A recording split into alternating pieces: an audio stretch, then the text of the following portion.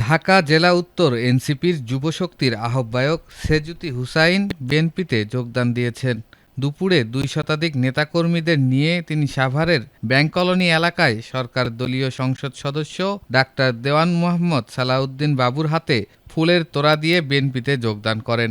এ সময় তাকে বিএনপিতে যোগদান করায় স্বাগত জানানো হয়। বিএনপির হাতকে শক্তিশালী করার লক্ষ্যে তিনি বিএনপিতে যোগদান করেছেন বলে জানান সংসদ সদস্য ডাক্তার দেওয়ান মোহাম্মদ সালাউদ্দিন বাবু। এ সময় বলেন, বিএনপি একটি বড় রাজনৈতিক দল। জুলাই যোদ্ধারা এ দলে যোগদান করতে চাইলে তাদেরকে স্বাগত জানানো হবে।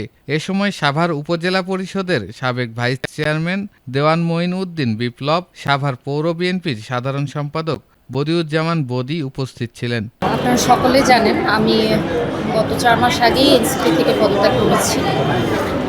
আসলে আমি জনগণের জন্য কাজ করতে চাই। আমি গণতন্ত্র বিশ্বাসী এবং বিএনপির যে সুশাসন এবং শাসন ব্যবস্থা, তারেক রহমান আমাদের মাননীয় দেশনায়ক যিনি, তার যে একাত্মতা, দেশের প্রতি ভালোবাসা, সেটা আমাকে মুগ্ধ করেছে। খালেদা জিয়ার যে আপোষহীনতা, সেটা আমাকে প্রচুর পরিমাণ অনুপ্রাণিত করে। এবং আমি জুলাই অভ্যুত্থানের পরে এনসিপিতে যুক্ত হয়েছিলাম, জনগণের জন্য কাজ করতে চেয়েছিলাম। কিন্তু সেখানে যখন দেখলাম ব্যাপক অনিয়ম এবং দুর্নীতি, তখন আমার মনে হলো যে হ্যাঁ, আপোষহীন নেত্রীর যে দল এবং আমাদের যে সৎ রাষ্ট্রনায়ক ছিলেন জিয়াউর রহমান, তার যে দল, সেখানে যদি আমি কাজ করি এবং এই মাধ্যমে এখানে আমি হয়তো বা জনগণের কল্যাণে কাজ করে যেতে পারব। 5ই আগস্টের প্রেক্ষাপটে পড়ে এটা কিন্তু একটা নতুন বাংলাদেশ। এই বাংলাদেশে গড়তে হলে সবাইকে নিয়ে গড়তে হবে।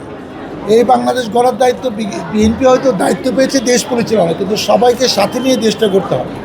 এবং দেশ গড়া উন্নয়নের পাশাপাশি মেইন কাজটা কী করতাম, যারা 17 বছর অন্যায়, অত্যাচার, জুলুম করেছে, বিভিন্ন রাষ্ট্রীয় প্রতিষ্ঠানগুলো ধ্বংস করেছে, নির্বাচনকে অস্বচ্ছ করে গায়ের জোরে টিকে তারা ফন্দি ফিকির করেছে, এই জায়গাগুলো ঠিক করার আগে তাদেরকে শাস্তি নিশ্চিত করতে হবে এবং এই প্রতিষ্ঠানগুলো স্বাধীনভাবে চলার সুযোগ করে দিতে হবে। আজকে দেখেন আমাদের যে নির্বাচনটা হলো, এই 12ই ফেব্রুয়ারি যে নির্বাচন, এমন সুষ্ঠু নির্বাচন, আগে কিন্তু প্রত্যেকটি সংসদ নির্বাচনে 2-1 মারা যেত, অনেক রকম অপ্রীতিকর ঘটনা ঘটতো, এখানে কিন্তু ঘটে নাই। তার মানে জনগণের একটা স্বতঃস্ফূর্ত সাড়া ছিল। তারা চাচ্ছিল যে আমার ভোট আমি দেবো, যাকে ইচ্ছা তাকে দেবো। সরকার কিন্তু সেই পরিবেশটা তৈরি করে দিয়েছে। আজকে বিএনপি জনপ্রিয়তার ভিত্তিতে 2/3 মেজরিটির ক্ষমতা এসছে।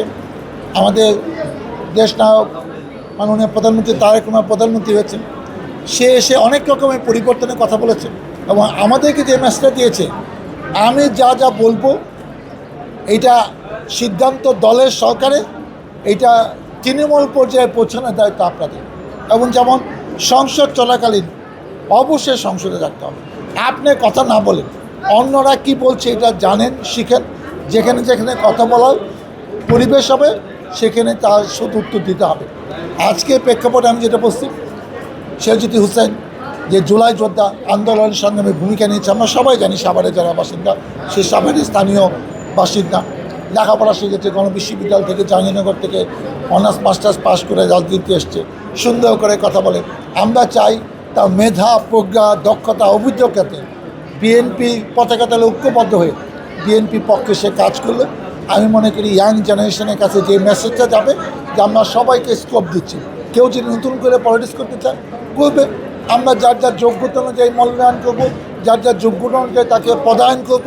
আমরা সবাইকে নিয়ে উন্নয়ন করতে চাই, কাজ করতে চাই, ইয়াং জেনারেশনকে সংগঠিত করতে চাই।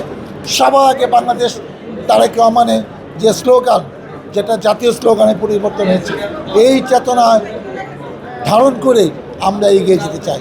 আমরা বিশ্বাস করি সেজুতি হুসেন তার মেধা প্রজ্ঞা এই দলে কাজ করতে পারবে, যেহেতু এটা আমাদের বড় প্ল্যাটফর্ম।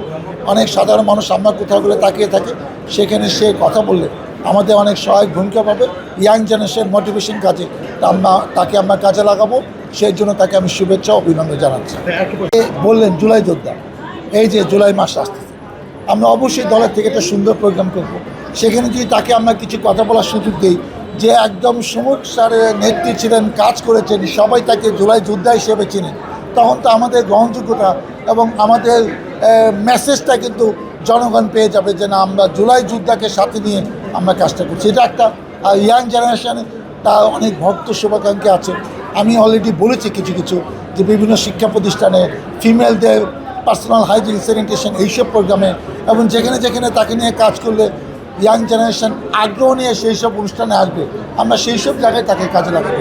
তাকে আমরা মহিলা নেত্রী হিসেবে কাজ করতে দিতে চাই না, আমরা বিএনপির নেত্রী হিসেবে তাকে কাজে লাগাতে পারি এবং সেও যেন কাজে লাগে মনে করে যেটা বড় প্ল্যাটফর্মে কাজ করে মজা আছে, শান্তি আছে এবং তার পরিচিতি এই সাভার থেকে বেড়ে সারা বাংলাদেশে ছড়িয়ে পড়ে, এটাই আমার প্রত্যাশা।